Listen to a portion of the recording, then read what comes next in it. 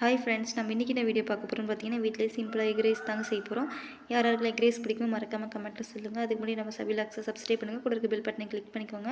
ஒரு பெரிய வெங்காயம் எடுத்துக்கலாம், 3-4 பச்சை மிளகாய் எடுத்துக்கலாம், கொஞ்சமாக கருவேப்பிலை எடுத்துக்கலாம், கொஞ்சமாக கோஸ் எடுத்துக்கலாங்க.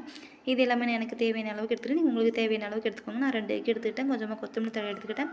அதெல்லாம் எடுத்து ஓரமாக வச்சுட்டு ஒரு கடாயில் எண்ணெய் ஊற்றிட்டு கொஞ்சமாக கடுகு போட்டு கடுகு நல்லா பொரிஞ்சதுக்கப்புறமா பச்சை மிளகாய் போட்டுக்கிட்டேன். பச்சை மிளகாய் போட்டுக்கிட்டதுக்கப்புறமா வெங்காயமும் கருவேப்பிலையும் போட்டு நல்லா வதக்க ஆரம்பிச்சிட்டேன். அது ரெண்டு நல்லா வதங்கி வந்ததுக்கப்புறமா கோஸும் எக் ஆட் பண்ணிக்கிறேன். அது எக்கும் நல்லா வதங்கினதுக்கப்புறமா கொஞ்சமாக பெப்பர், கொஞ்சமாக சால்ட்டு, கொஞ்சமாக சிக்கன் மசாலா, கொஞ்சமாக கரம் மசாலா, கொஞ்சமாக சில்லி பவுடர் அதெல்லாம் போட்டு நல்லா வதக்க ஆரம்பிச்சுட்டு ரைஸ் பார்த்தீங்கன்னா நான் 2 எக்குக்கு ஒரு கரண்டி ரைஸ் எடுத்துக்கிட்டேன். உங்களுக்கு தேவையான அளவுக்கு நீங்கள் எக் ஆட் பண்ணிக்கோங்க. உங்களுக்கு தேவையான அளவுக்கு நீங்கள் ரைஸ் எடுத்துக்கோங்க.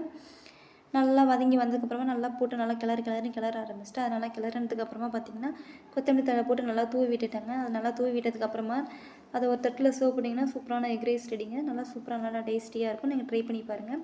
இந்த பேன் கேக் ரெசிபி உங்களுக்கு வேணும்னா மறக்காமல் நமக்கு கமெண்ட்டில் சொல்லுங்கள். Okay, tata, bye bye. Next வீடியோவில் பார்க்கலாம்.